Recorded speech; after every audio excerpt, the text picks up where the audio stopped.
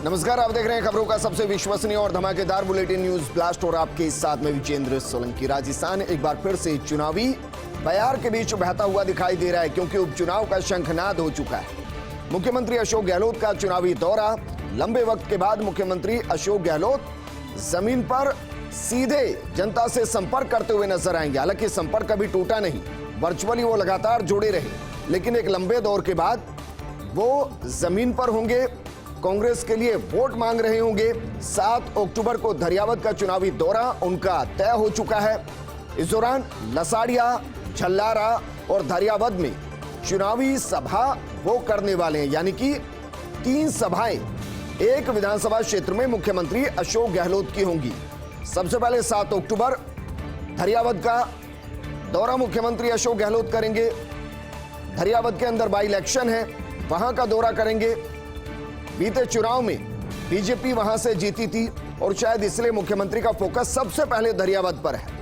3 सभाएं की जाएंगी, लसाड़िया में की जाएगी, झल्लारा में की जाएगी और धरियावद में की जाएगी। मुख्यमंत्री अशोक गहलोत चुनावी सभाओं को संबोधित करेंगे। अगले दिन यानी कि 8 अक्टूबर को वल्लभनगर का चुनावी दौरा मुख्यमंत्री अशोक गहलोत करेंगे। दोनों सीटों पर 3-3 जगह चुनावी सभाओं को संबोधित मुख्यमंत्री अशोक गहलोत करने वाले हैं। इस दौरान प्रदेश प्रभारी अजय माकन, पीसीसी चीफ गोविंद सिंह डोटासरा उनके साथ रहने वाले हैं। आपको बता दें कि बाकायदा रणनीति पीसीसी की तरफ से दोनों विधानसभा क्षेत्रों को लेकर की गई है।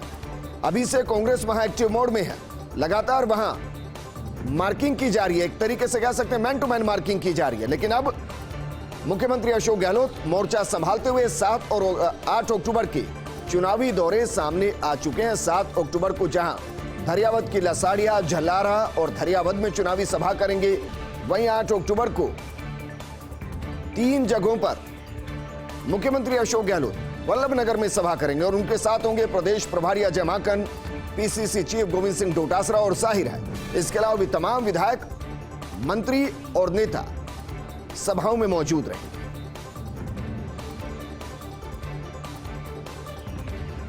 राजस्थान के पॉलिटिक्स धरियावद वल्लभनगर उपचुनाव पर आकर टिक गई है। प्रदेश कांग्रेस का संभावित पैनल, दरअसल धरियावद उपचुनाव के लिए पैनल में 4 लोग संभावित हैं, यानी कि जिनको टिकट दिया जा सकता है उनके नाम हम आपको बता रहे हैं। और ये नाम है नगराज मीणा, इंदिरा मीणा, केसर भाई मीणा और रूपलाल मीणा।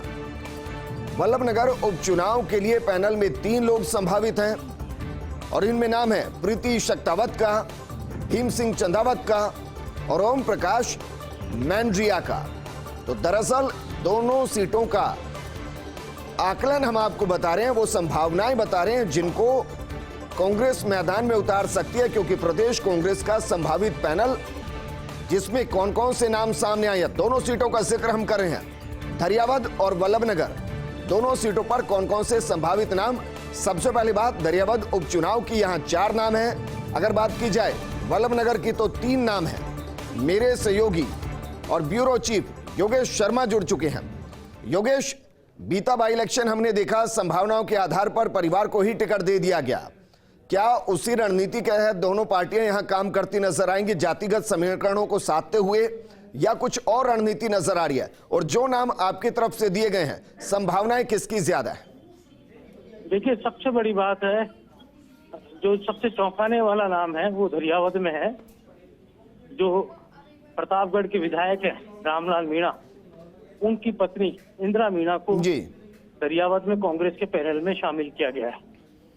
और चौंकाने वाली बात इसलिए होगी, अगर ये टिकट इंदिरा मीणा को मिल जाता है जी, तो ये राजस्थान की सियासत का ऐसा बिरला उदाहरण होगा कि पति के विधायक रहते हुए पत्नी भी चुनाव लड़ रही है विधानसभा का। हालांकि अभी बहुत सारे इसके अंदर पेच है और अभी तक जो सर्वाधिक संभावनाएं हैं वो इसमें नगराज मीणा जो पूर्व विधायक है उनकी नजर आती है। लेकिन अंतिम समय पर ऊंट किसी भी करवट बैठ सकता है, ठीक है, क्योंकि कांग्रेस के अंदर टिकट को लेकर अलग अलग तरह की जो कहा जा सकता है राजनीतिक चौसर बिस्ती रहती है। वल्लभनगर में यहाँ पर कांग्रेस ने तीसरा जो नाम, आप गौर से देखना, वो ब्राह्मण कार्ड यहाँ पर है, ओम प्रकाश मैनारिया। अगर रणधीर सिंह बिंडर या उनकी पत्नी भारतीय जनता पार्टी के टिकट पर आते हैं तो कांग्रेस यहाँ ब्राह्मण कार्ड खेल सकती है। जातीय समीकरणों में जी आदिवासी मतदाताओं के बाद वल्लभ नगर में सर्वाधिक जो बड़ी जाति है वो ब्राह्मण है। तो ये भी एक पॉसिबिलिटी है कि परिवार से अलग हटकर और एक ब्राह्मण कार्ड खेला जाए। हालांकि उम्मीद अभी भी सर्वाधिक यही है कि दिवंगत विधायक की पत्नी प्रबल दावेदार है और पैनल में सब योगेश, आप ये कह रहे हैं कि जातिगत समीकरणों को देखते हुए वेट एंड वॉच की पॉलिसी दोनों पार्टियां अपना सकती है कि पहले कोई नाम घोषित करे, उसके हिसाब से दूसरी पार्टी नाम घोषित करे। वीरेंद्र, ये बात सही है आपकी। और क्योंकि चुनाव जीतना सबसे अहम होता है, सत्ताधारी दल के नाते कांग्रेस पार्टी ये चाहेगी कि दोनों ही सीटों पर कामयाबी मिले। खासतौर से धरियावत जो कांग्रेस के पास नहीं थी जी, उस पर कांग्रेस पार्टी का खाता खुल जाए इस बार। तो ये जो रणनीति है, पूरे जो पैनल जो बनाया गया है, उस पैनल के तहत हम देख सकते हैं कि एक सोशल इंजीनियरिंग यहाँ पर करने की कोशिश है। योगेश, शुक्रिया तमाम जानकारी हमारे साथ साझा करने के लिए। आगे बढ़ते हैं। प्रदेश भर के शिक्षकों के लिए राहत की खबर है। कोरोना को लेकर गठित ग्राम पंचायत स्तरीय कोर ग्रुप समिति से निजात मिल गई। अभी तक कोरोना नियंत्रण के लिए कोर ग्रुप समिति में शिक्षकों की ड्यूटी थी। कोर ग्रुप समिति में सदस्य थे प्रारंभिक शिक्षा अधिकारी। समिति में सदस्य होने के कारण स्कूलों में प्रभावित हो रहा था शैक्षणिक कार्य। कोरोना नियंत्रण ड्यूटी के कारण शिक्षकों को हो रही थी काफी परेशानी और प्रारंभिक शिक्षा अधिकारी के स्थान पर सरपंच को बनाया समिति में सदस्य। मुख्य सचिव निरंजन आर्य ने ये आदेश जारी कर दिए हैं, यानी स्कूलों से जो शिक्षक जमीन पर कोरोना से लोगों को जागरूक करने के लिए काम कर रहे थे, कोरोना नियंत्रण के लिए जिनकी ड्यूटी लगी हुई थी, वापस वो अब स्कूलों में बच्चों को पढ़ाते नजर आएंगे और ये जिम्मेदारी अब सरपंच को दे दी गई है। यानी कि प्रारंभिक शिक्षा अधिकारी के स्थान पर अब सरपंच को समिति में सदस्य बनाया गया है। मुख्य सचिव निरंजन आर्य ने इसके आदेश भी जारी कर दिए। उत्तर प्रदेश के लखीमपुर खीरी से बड़ी खबर है। डिप्टी सीएम केशव प्रसाद मौर्य के दौरे पर विवाद हो गया है। एक कार ने किसानों को टक्कर मार दी है। हादसे में 2 किसानों की मौत हो गई है, 3 घायल हो गए हैं। बीजेपी नेता के बेटे पर किसानों को कुचलने का आरोप लगा है। कृषि कानूनों का विरोध कर रहे थे किसान और यह मामला यूपी की सियासत में बड़ा हो सकता है। तस्वीरें जरा देखिए, लखीमपुर खीरी से ये तस्वीरें हैं जहां डिप्टी सीएम केशव प्रसाद मौर्य के दौरे पर विवाद हो गया और विवाद इसलिए हो गया क्योंकि एक कार ने किसानों को टक्कर मार दी। हादसे में 2 किसानों की मौत हो गई है, 3 घायल हो गए।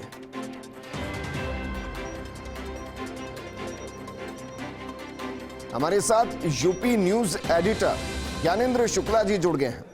ज्ञानेंद्र शुक्ला जी, वैसे ही किसान बीजेपी के खिलाफ सड़कों पर प्रदर्शन कर रहे हैं, लेकिन यह मामला बेहद गंभीर, यह लापरवाही हुई या किस तरीके से हादसा हुआ सर?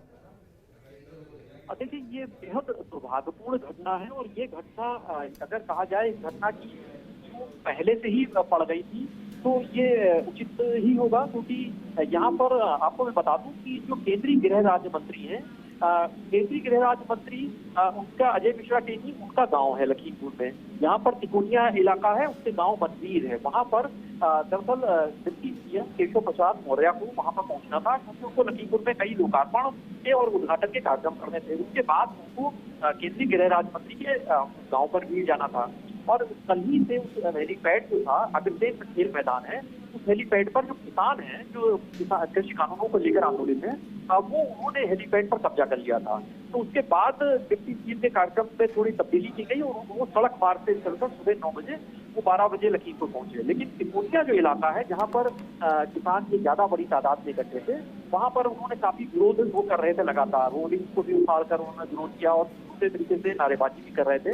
तो उसी वक्त ये कहा जा रहा है कि वहां पर से जब गाड़ियां जा रही थी, इसी आयोजन के सिलसिले में सत्ताधारी पक्ष के बीजेपी के कई लोग थे, उनमें उसी गाड़ी में से उससे एक्सीडेंट हुआ। वहां कुछ किसानों ने उन्हें काला झंडा दिखाने की कोशिश की, रोकने की कोशिश की, लेकिन वो गाड़ियां रुकी नहीं और उन गाड़ियों की चपेट में आने से कई किसान उसी वक्त चोटिल हो गए। और उसी वक्त कहा जा रहा था कि दो से तीन किसानों ने दम तोड़ दिया। हालांकि आधिकारिक पुष्टि देर में हुई, लेकिन जैसे ही ये घटना हुई उसके बाद लोग आक्रोशित हो गए। पहले से ही किसान वहां पर इकट्ठे थे और उन्होंने 2 गाड़ियों को आग के हवाले कर दिया। उसके बाद फायरिंग भी हुई और जैसे ही जानकारी मिली तो डिप्टी सीएम केशव प्रसाद मौर्य का जो कार्यक्रम था उसे रोक दिया गया, कैंसिल किया गया और एसपी डीएम सहित अड़ोस पड़ोस के जिलों की पुलिस फोर्स बुला ली गई और मौके पर इस वक्त मौजूद है पुलिस फोर्स बड़ी तादाद में, लेकिन स्थिति तनावपूर्ण बनी हुई है। अब चूंकि राकेश टिकैत के साथ ही तमाम दूसरे भी जो राजनीतिक दल हैं उनके भी नेताओं के पहुंचने के आसार हैं, तो ऐसे में ये पूरा मामला गर्मा गया है। और यहाँ पर ज्ञानेंद्र शुक्ला जी, शुक्रिया तमाम जानकारी हमारे साथ साझा करने के लिए। आगे बढ़ते हैं। तबादलों के बाद कई मंत्रियों के दरवाजे बंद। जयपुर के उप जिला प्रमुख ऐसे हालात से दो चार हुए हैं। उप जिला प्रमुख को एक मंत्री के घर में घुसने में दिक्कतें हुई हैं। मोहन डागर ने बाहर खड़े संतरी को अपना परिचय भी दिया। संतरी ने कहा, पहले अंदर से मैसेज आएगा तभी दरवाजा खुलेगा। काफी जोर आजमाइश के बाद मंत्री जी के घर के दरवाजे खुले। झल्लाए उप जिला प्रमुख मोहन डागर आखिर अंदर जाने में कामयाब। इन काबीना मंत्री जी के पास सबसे पावरफुल विभाग है, लेकिन जरा सोचिए, अपने ही नेता से मिलने के लिए मशक्कत करनी पड़ी। बाकायदा अंदर तक संदेश भिजवाया गया। अंदर से जब संदेश वापस आया तभी दरवाजा खुला। काफी जोर आजमाइश हुई इस दौरान, लेकिन आखिरकार झल्लाए उप जिला प्रमुख मोहन डागर अंदर जाने में कामयाब हो गए। जिन मंत्री जी की हम बात करें उनके पास सबसे पावरफुल विभाग।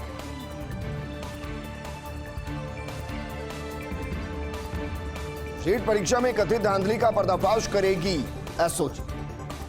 SOG ATS ADG Ashok Rathore का बयान आया।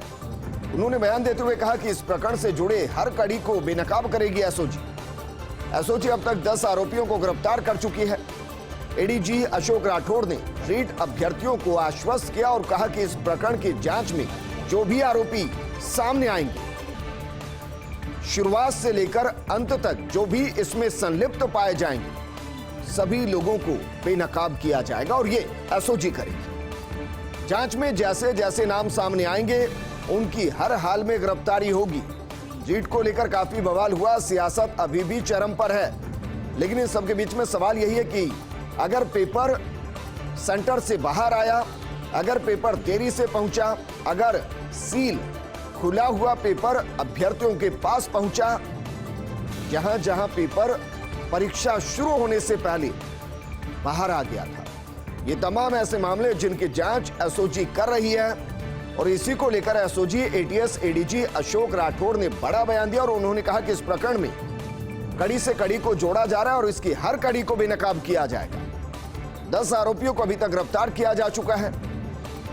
साथ के साथ जिन रीट अभ्यर्थियों के जहन में यह सवाल होगा कि क्या फर्जी परीक्षार्थी पास हो जाएंगे, रीट अभ्यर्थियों को भी एडीजी अशोक राठौड़ ने आश्वस्त किया और कहा कि इस प्रकरण की जांच में जो भी नाम सामने आएंगे, फर्स्ट से लास्ट तक, यानी कि शुरुआत से अंत तक जो भी इसमें संलिप्त पाया जाएगा, सभी लोगों को बेनकाब किया जाएगा, किसी को नहीं बख्शा जाएगा। जांच में जैसे जैसे नाम सामने आते रहेंगे उनकी हर हाल में गिरफ्तारी होगी। और अब बात करते हैं कैबिनेट मंत्री हरीश चौधरी के चंडीगढ़ दौरे की। चंडीगढ़ में मैराथन बैठकों में व्यस्त हैं हरीश चौधरी।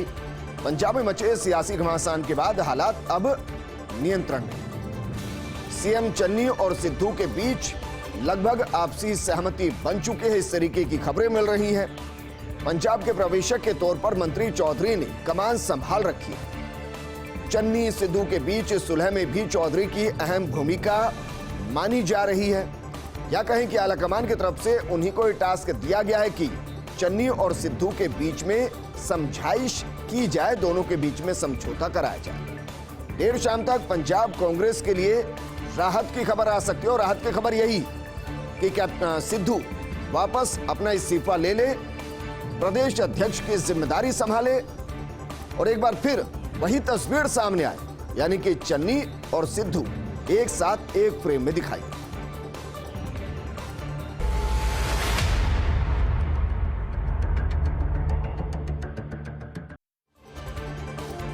ब्रेक के बाद आपका स्वागत है। आबकारी विभाग में बीती रात आधा दर्जन लोगों को दी गई जिम्मेदारी। लंबे समय से मारवाड़ में शाही जीवन शैली बिता रहे एक साहब को झटका। साहब को डांग क्षेत्र के एक जिले की दी गई जिम्मेदारी। इस नई जिम्मेदारी पर साहब के ज्वाइन करने पर ही संशय रहेगा। देसी दारू फैक्ट्री पर जूनियर के अधीन कार्यरत एक अधिकारी को नया पद मिला है। उन्हें सौंपा गया जूनियर साहब वाला कोर्ट कचहरी का कामकाज। दरअसल कुल छवि के अधिकारी को ट्राइबल जिले में भेज दिया गया है। निरीक्षक से अधिकारी बने लोगों को ज्यादातर उन्हीं जिले में एडजस्ट किया गया है। पानी की बोतलों के लिए फेमस एक साहब को भी उसी जिले में रखा गया है। पदोन्नत नए जिला आबकारी अधिकारी बनने के बावजूद 2 जिलों के सहायक साहब पद बचाने में कामयाब रहे हैं। सवाई माधोपुर और भीलवाड़ा वाले सहायक साहब पद बचाने में कामयाब रहे। उदयपुर में बजरी भरा डंपर पलटने से जुड़ा प्रकरण है। पूरे प्रकरण में आया नया मोड़।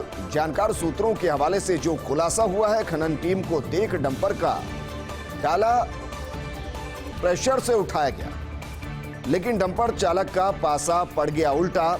डाला उठाते वक्त पलट गई डंपर। हालांकि हादसे में बाल बाल बच गई खान विभाग की टीम। इससे पहले सवाई माधोपुर नागौर में भी ऐसी ही घटनाएं हो चुकी हैं। जब खनन टीम को देख माफिया ने प्रेशर डाला, ऊंचा कर किया उछलने का प्रयास। पूरे मामले के फुटेज सामने आ चुके हैं, सीसीटीवी फुटेज सामने आ चुके हैं। खनन माफिया द्वारा 1 साल में खनन टीम पर हमले की 2 दर्जन से ज्यादा घटनाएं हो चुकी हैं, जो बताते हैं कि खनन माफिया बेखौफ है, उनमें डर नहीं है, वो जान लेने से भी नहीं चूक रहे। कानून से तो वो हर दिन खेलते ही हैं, लेकिन जो कानून की रखवाली करते हैं उनकी जिंदगी से भी खेलने से ये लोग नहीं चूक रहे हैं। सीसीटीवी फुटेज इसकी गवाही देता है। और अब बात करते हैं भाया, अग्रवाल और पंड्या। ये तिकड़ी लगातार कमाल कर रही है। खान मंत्री प्रमोद जैन भाया, एसीएस सुबोध अग्रवाल और खनन निदेशक केबी पंड्या की प्रभावी मॉनिटरिंग कारगर साबित हो रही है। खान विभाग ने 6 महीने में अर्जित किया रिकॉर्ड राजस्व। वित्त वर्ष की पहली छमाही में अर्जित किए 2410 करोड़ रुपए। पिछले साल की पहली छमाही में जो अर्जित किया गया था उससे 589 करोड़ रुपए ज्यादा है। अवैध खनन गतिविधियों से वसूले कुल 36 करोड़ रुपए। प्रभावी मॉनिटरिंग, अवैध खनन पर कार्रवाई और टीम वर्क से फायदा मिला है। रेल मंत्री बनने के बाद अश्विनी वैष्णव पहली बार जोधपुर दौरे पर रहे। ओडिशा जाने के बाद भी मारवाड़ से लगाव नहीं भूले हैं वैष्णव। रेल मंत्री वैष्णव ने हाथ जोड़कर झुककर लोगों का अभिवादन स्वीकार किया और उनका अभिवादन किया। पाली के फालना में पूर्व मंत्री पुष्पेंद्र सिंह राणावत ने उनका स्वागत किया। ओम माथुर और सांसद पीपी चौधरी के मौजूदगी में जोरदार स्वागत हुआ। जोधपुर और पाली वासी भी रेल मंत्री के दौरे का बेसब्री से इंतजार कर रहे थे। राजनीतिक क्षेत्र में इस चेहरे को पहले नहीं देखा गया था शहरवासियों के द्वारा।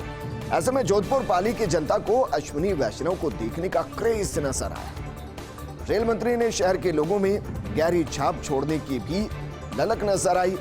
बोले कि 3 महीने इसलिए जोधपुर नहीं आया, सोचा पहले कुछ करके दिखाऊं। पाली जिले के वाली के जीवन कला गांव में वैष्णव का जन्म हुआ। अजमेर के किशनगढ़ से खबर है, चलते ट्रेलर में आग लगने से मची अफरा तफरी। मौके पर पहुंची दमकल ने आग पर काबू पाया। आग लगने के बाद हाईवे पर वाहनों की लंबी कतारें लग गई। अलवर से ब्यावर जा रहा था ट्रेलर। गेगल थाना क्षेत्र आकाशवाणी के पास की एक घटना है और तस्वीर हम आपको दिखा रहे हैं। तस्वीर जरा देखिए किस तरीके से ट्रेलर के अंदर आग लगे और उसके बाद वाहनों की लंबी कतारें लग गई। मौके पर दमकल पहुंची, आग को बुझाने की कोशिश की गई।